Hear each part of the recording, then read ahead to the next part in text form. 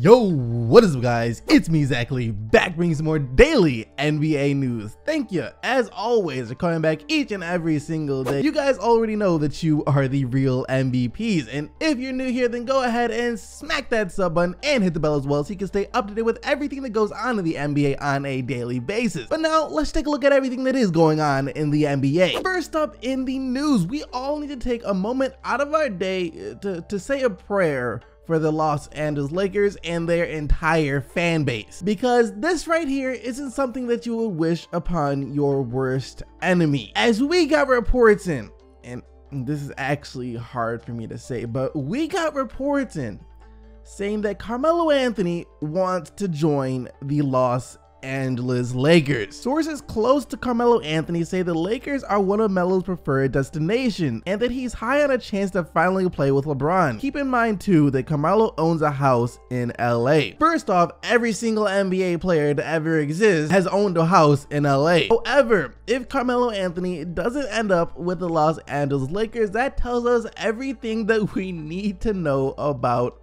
Carmelo Anthony, or at least what LeBron James thinks about Carmelo Anthony, because that would mean that not even LeBron, one of Melo's closest friends in the league, would want to play with Carmelo Anthony. And it's already been confirmed that since LeBron signed with the Lakers, Magic Johnson has consulted with him before making any moves, meaning that if Carmelo Anthony really does want to play for the Lakers and he goes to Magic Johnson asking if he can play for the Lakers, that means Magic Johnson would then go to LeBron James, consult with him about Melo playing for the Lakers, and if that conversation doesn't end with Melo playing for the Lakers, once again, that tells us everything that we need to know about Carmelo Anthony. In other news, with LeBron James joining the Los Angeles Lakers, there are already some people saying that he might be the best player to ever don a Lakers jersey. And I sure as heck am not about to get into that discussion, but if you believe that LeBron is the best Laker ever, or at least the best player to wear a Lakers jersey ever, well,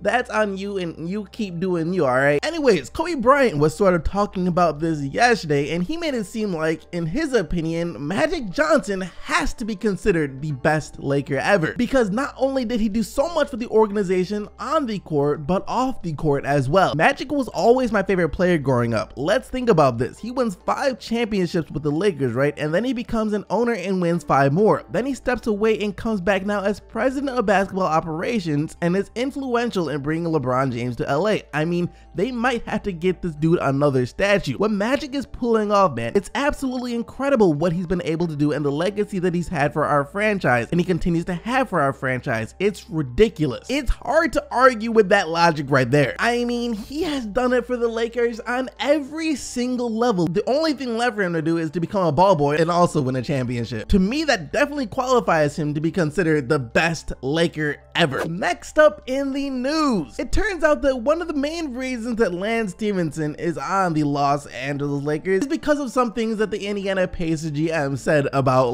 Stephenson, as this is what he had to say when describing Lance's game. He stayed in constant communication with him. At the end of the day, Lance gave us some great years. We love Lance. We love Lance on the court. We love Lance off the court. Sometimes he was the best player on our team, and sometimes he was the best player on the other team. We love Lance and wish him the best. The best player on the other team, he says. We all know what he's talking about when he says this. Of course, it's part of the Lance Stephenson effect. You gotta take the good with the bad, and sometimes the bad can be excruciatingly bad. However, Stephenson clearly disagrees with that, as he then responded to that on Instagram, but shortly deleted this comment afterwards. Best player for the other team. Really? That's how you feel about me? I put my heart into this game and also a team player. I do whatever it takes to help my team win. Not one time did I feel like I helped the other team win. I will always love my Pacers fans. So that happened, and then we found out, as it turns out, even though the Pacers declined Lance Stephenson's team option, they were still trying to bring him back to the team. They let him go so they could try and bring him back. But another reason he didn't come back was because he got a call from LeBron James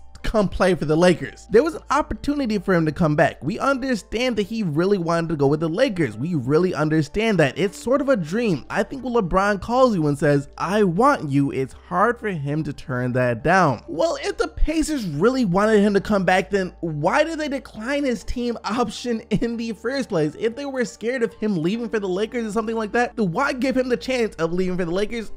It doesn't make sense to me, but I guess it is what it is at this point. For our next story of the day, the NBA Summer League is of course going down right now. And one of the most talked about players in the Summer League so far has for sure been Trae Young, but not necessarily for good reasons. See, in his first couple of Summer League games, Trae Young struggled severely. The dude could not get a shot to fall. He was taking some ridiculous shots and they weren't even coming close to going in. I believe his first couple of games he was shooting somewhere around 22% from the field. And of course, when a player is the 3rd overall pick and that player has been compared to Stephen Curry ever since he was back in college and comes into a summer league and shoots 22% from the field, you're gonna hear the B word thrown around quite a bit. You're gonna hear that that player is a bust. But the general manager of the Atlanta Hawks, of course, doesn't think that Trae Young is a bust, and he acknowledged that this is going to be quite a long process with Trae Young, as this is what he had to say yesterday. I think it just speaks to the way society is now, where it's all about instant gratification. Everybody's like, oh, he missed that one shot, and it's, oh, he's a bust.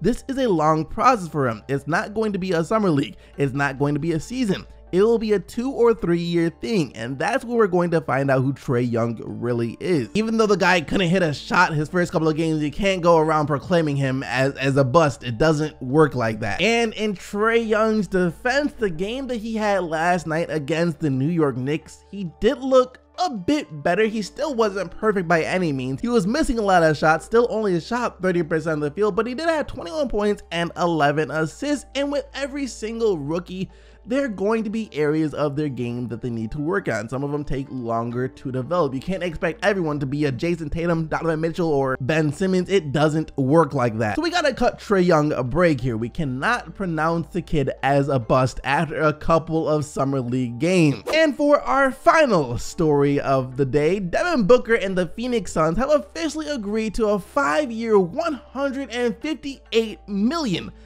contract extension. 5 years, $158 million. That is insane, but at the same time, this was such a no-brainer move for both sides. Of course, they're going to want to bring back Devin Booker. He is, after all, the face of their franchise, and he actually deserves that max extension. So this news really wasn't surprising at all. Anyways, that is it for all of the news from today, guys. So here is your question of the day. LA, Houston, or Miami? Which team do you think Carmelo Anthony is about to go to? Let me know down in the comment section below, but that is gonna do it for today's video. Hope you guys enjoyed. If you did, be sure to smack that like button and subscribe to the channel so you don't miss out on more daily NBA news. Thank you once again for watching. I'll see all of you right back here tomorrow, but until then, keep getting the bug of Steam SGC, and I am out of here. Peace!